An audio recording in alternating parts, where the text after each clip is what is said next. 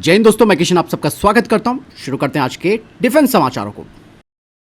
दोस्तों, भारत ने पहली बार एक ऐसे वाहन को तैनात किया है जो चलते फिरते ड्रोन को डिटेक्ट, ट्रैक और काउंटर कर सकता है और इसका नाम इंद्रजाल रेंजर है, जिसके बारे में मैं ऑलरेडी वीडियोस भी बना चुका हूं। लेकिन सबसे इंटरेस्टिंग बात यह है कि अब ऑफिशियली तौर पर यह बात कंफर्म हो गई है कि इस कंपनी को भारत सरकार की तरफ से 155 करोड़ रुपए का सरकारी ऑर्डर मिला है। इसमें करीबन 145 करोड़ रुपए का ऑर्डर बॉर्डर सिक्योरिटी के लिए है और करीबन 10 करोड़ रुपए का ऑर्डर अर्बन पुलिस और वीवीआईपी सुरक्षा के लिए। जिसका मतलब यह है कि अब एंटी ड्रोन सिस्टम, जो कि अक्सर एक स्टैटिक जगह पर डिप्लॉय किए जाते हैं, वो अब एक जगह खड़ा नहीं रहेगा, क्योंकि ये चलता फिरता वाहन है जो कि एंटी ड्रोन क्षमता के साथ है। इवन दोस्तों, बताया जा रहा है कि बॉर्डर, वीवीआईपी रूट, शहर, एयरपोर्ट और बड़े प्रोग्राम के अलावा क्रिटिकल इंफ्रास्ट्रक्चर जैसे इलाकों में ये मोबाइल रहते हुए भी सुरक्षा दे सकता है। और एक और इंटरेस्टिंग बात है इस रेंजर में, वो है इसकी 3 महत्वपूर्ण काउंटर ड्रोन लेयर क्षमताएं, जिसमें कि पहला है रिट्रैक्टर, जो कि ड्रोन को कंट्रोल करके सुरक्षित तरीके से अपने कब्जे में लेने की कोशिश करता है, यानी कि ये सॉफ्ट किल मैकेनिज्म बेस्ड है। दूसरी लेयर है इसकी लक्ष्मण रेखा, जो कि सुरक्षित इलाके के चारों तरफ एक वर्चुअल सिक्योरिटी बॉर्डर बनाता है। और तीसरा है नेट इंटरसेप्टर, जो कि जरूरत पड़ने पर ड्रोन को फिजिकली इंटरसेप्ट कर सकता है। सबसे बड़ी बात यहां पर यह है कि यह सिस्टम चलते वाहन से काउंटर ड्रोन मिशन के लिए बनाया गया है, जैसे कि मैंने भी आपको बताया भी। यहां पर मैं आपको बता दूं कि ये जो काउंटर ड्रोन सिस्टम बनाया गया है इंद्रजाल की तरफ से, वो पूरी तरह स्वदेशी है, लेकिन जो वाहन जिस पर से डिप्लॉय किया गया है वो स्वदेशी होना बाकी है। इसके अलावा दोस्तों, भारत की जो डिफेंस कंपनी है डेटा पैटर्न्स, वो अब भारतीय नौसेना और भारतीय वायुसेना के लिए इलेक्ट्रॉनिक वॉरफेयर और इनलेट क्षमता को आगे बढ़ा रही है। यहाँ पर सबसे बड़ी न्यूज़ है MiG-29K के इलेक्ट्रॉनिक वॉरफेयर अपग्रेड को लेकर। कंपनी कह रही है कि नया या फिर अपग्रेडेड जैमर सिस्टम पर काम काफ़ी आगे बढ़ चुका है और इनके फ्लाइट ट्रायल्स जल्द ही शुरू हो सकते हैं। ये जो नया अपग्रेडेड जैमर सिस्टम है दोस्तों, इसका काम होगा दुश्मन का रडार या फिर कोई दूसरा इलेक्ट्रॉनिक सिस्टम अगर हमारे एयरक्राफ्ट को डिटेक्ट या ट्रैक करने की कोशिश करता है, तो ये इलेक्ट्रॉनिक वॉरफेयर सिस्टम उस सिग्नल को पहचान कर उसे डिस्टर्ब या फिर कंफ्यूज करने में मदद कर सकता है। इससे हमारे फाइटर जेट की जो सर्वाइबिलिटी है वो बढ़ सकती है। दूसरा, यहाँ पर डेटा पैटर्न्स केवल जैमर ही नहीं बना रहा, बल्कि इनलेट यानी कि इलेक्ट्रॉनिक इंटेलिजेंस क्षमता को भी डेवलप कर रहा है। इनलेट सिस्टम दुश्मन के रडार, कम्युनिकेशन और दूसरे इलेक्ट्रोमैग्नेटिक सिग्नल्स को डिटेक्ट और एनालिसिस करके महत्वपूर्ण जानकारी जुटा सकता है, जिससे कि ये पता लगाया जा सकता है कि आसपास किस तरीके के इलेक्ट्रॉनिक इमिटर्स मौजूद हैं और वे कैसे काम कर रहे हैं। सबसे इंटरेस्टिंग बात यहाँ पर यह है कि डेटा पैटर्न्स अपने सिस्टम्स को नेवी के एयरक्राफ्ट या फिर किसी दूसरे नेवल प्लेटफॉर्म पर डेमोन्स्ट्रेट करने की योजना बना रही है। और अगर आगे होने वाले जो जैमर फ्लाइट ट्रायल्स हैं वो सफल हो जाते हैं, तो भारतीय नौसेना और भारतीय वायुसेना दोनों के लिए कॉन्ट्रैक्ट का रास्ता खुल सकता है। यानी कि भारत की स्वदेशी इलेक्ट्रॉनिक वॉरफेयर क्षमता अब एक बड़े अपग्रेड की तरफ बढ़ रही है। बढ़ते हैं नेक्स्ट अपग्रेड की तरफ, जो कि सुपर सुखोई को लेकर आ रही है। कुछ रिपोर्ट्स बताती हैं कि पहले फेज में 84 Su-30 MKI फाइटर जेट्स को सुपर सुखोई स्टैंडर्ड में अपग्रेड किया जा सकता है। इस प्रोग्राम की जो एस्टिमेटेड कॉस्ट है वो करीबन $8 बिलियन है, मतलब 65,000 करोड़ रुपए तक। लेकिन यहाँ पर ध्यान रहे कि ये आंकड़े अभी ऑफिशियली कंफर्म नहीं हैं।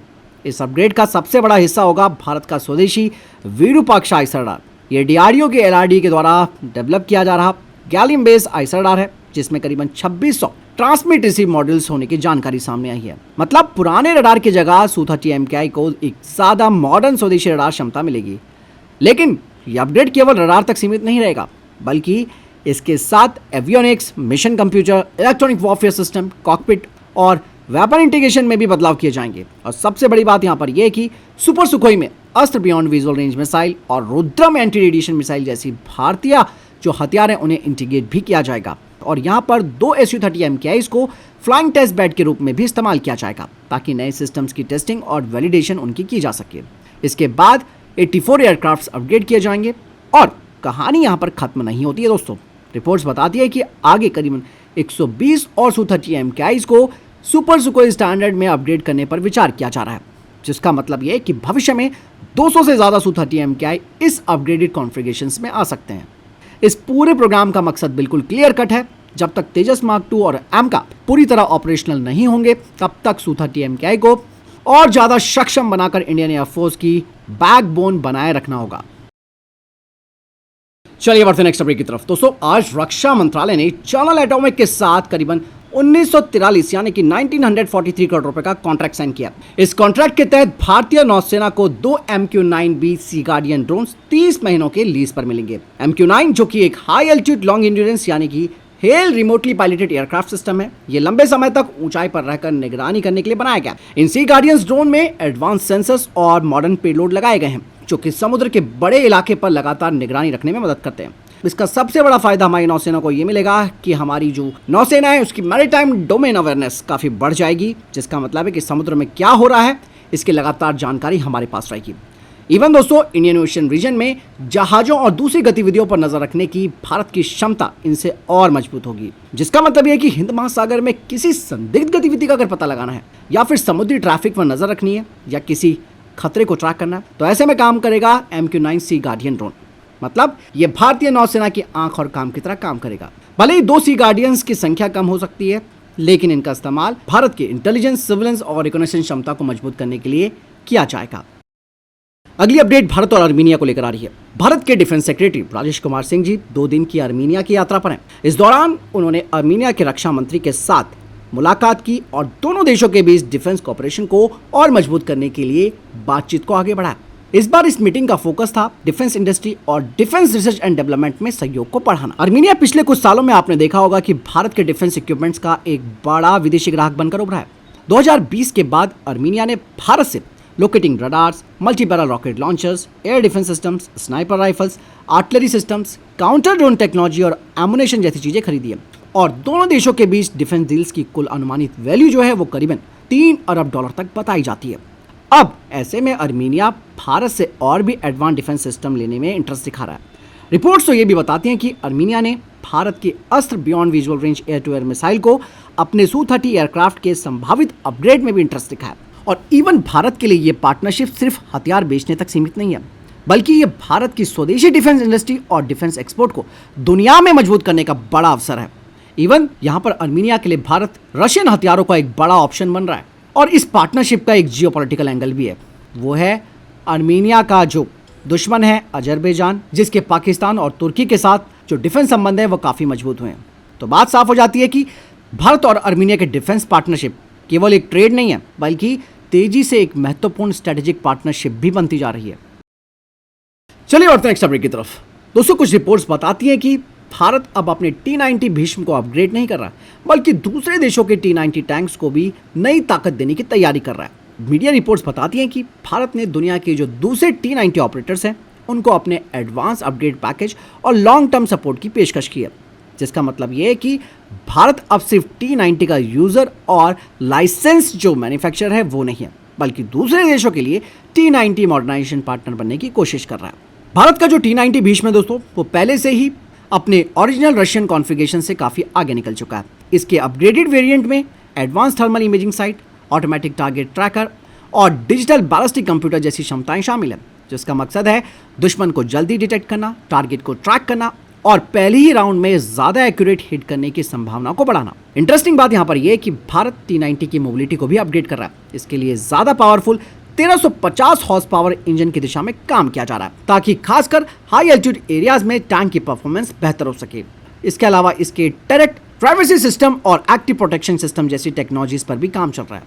मई 2026 में दोस्तों भारत ने अवाडी से अपना 1000वां स्वदेशी T-90 बाहर निकाला, जिसमें कि 90% से ज़्यादा स्वदेशी कंटेंट बताया गया। अब भारत इस 2 दशक से ज़्यादा लंबे एक्सपीरियंस को दूसरे देशों के लिए इस्तेमाल करना चाहता है, जैसे कि अल्जीरिया, इराक, वियतनाम और कई दूसरे देश जिनके पास T-90 वेरिएंट्स मौजूद है। इन देशों के कई टैंक्स 15 से 20 साल पुराने हो चुके हैं और उन्हें सेंसर्स, फायर कंट्रोल, प्रोटेक्शन और मोबिलिटी में अपग्रेड्स की ज़रूरत है। इसीलिए यहाँ पर भारत और यही भारत के लिए एक बड़ा एक्सपोर्ट अपॉर्चुनिटी भी बन सकता है। इवन दूसरे देशों को भी इससे फ़ायदा मिलेगा, उन्हें नए टैंक नहीं खरीदने पड़ेंगे, जिसका मतलब साफ है कि वो अपने पुराने T-90 को ही मॉडर्न बैटलफील्ड के लिए अपग्रेड कर सकते हैं। और अगर ये प्लान एग्जीक्यूट होता है तो भारत की पहचान सिर्फ T-90 बनाने वाले देश की नहीं होगी, बल्कि T-90 को मॉडर्नाइज करने वाले ग्लोबल डिफेंस पार्टनर की भी बन सकती है। बढ़ते नेक्स्ट अपडेट की तरफ। दोस्तों, ऐसा लगता है कि रशिया चाहे कुछ भी हो जाए भारत को Su-57 बेचकर ही रहेगा। रशिया की तरफ से एक बड़ा ऑफर सामने आया है, जिसमें कि रशिया ने भारत को अपने 5th generation fighter aircraft Su-57 की ज़बरदस्त तरीके से पेशकश की है। इस बार रशिया ने इस फाइटर जेट के साथ long range R-77M beyond visual range air to air missile का भी ऑफर कर दिया है। डिफेंस सोर्सेज कहते हैं कि अगर इस ऑफर को भारत एक्सेप्ट करता है तो करीबन 8 से 10 Su-57 फाइटर जेट्स जल्द ही भारत को मिल सकते हैं, यानी कि लगभग आधा स्क्वाड्रन। लेकिन इंडियन एयरफोर्स के लिए ये इसलिए भी काफ़ी महत्वपूर्ण हो गया है क्योंकि अभी भारत के पास करीबन 30 फाइटर स्क्वाड्रन है, जबकि ज़रूरत हमें 40 से ऊपर की है, यानी कि 42, 43। अब तो और भी आगे बढ़ सकता है क्योंकि थ्रेट्स बढ़ते जा रहे हैं। दूसरी तरफ चाइना, पाकिस्तान भी तेज़ी से अपनी फाइटर्स और मिसाइल क्षमताओं को बढ़ा रहे हैं। यहाँ पर Su-57 के साथ जो सबसे बड़ा गेम चेंजर है वो है इसकी long range air to air missile. Reports बताती हैं कि R-77M की रेंज करीबन 200 किलोमीटर से ज़्यादा है और यहाँ पर लंबी दूरी की BVR मिसाइल का मतलब है कि फाइटर एयरक्राफ्ट दुश्मन के एयरक्राफ्ट को काफ़ी दूर से एंगेज कर सकता है। ये इसलिए भी इंपॉर्टेंट हो जाता है क्योंकि पाकिस्तान के पास चाइना की PL-15 जैसी मिसाइलें हैं। फिर भी दोस्तों यहाँ पर सवाल तो वही आता है कि रशियन इक्विपमेंट्स की जो मेंटेनेंस कॉस्ट, लॉजिस्टिक्स और लॉन्ग टर्म सपोर्ट है वो हमेशा सवालों के घेरे में रहता है। इसके अलावा रशिया से अगर कोई बड़ी डिफेंस डील होती है तो उसके जियोपॉलिटिकल इम्पैक्ट भी पड़ सकते हैं। अमेरिका यहाँ पर फिर से प्रतिबंधों की लिस्ट लेकर खड़ा हो सकता है। फिलहाल कोई कॉन्ट्रैक्ट हुआ नहीं है, ऑफर है, ऑफर की तरह समझना चाहिए।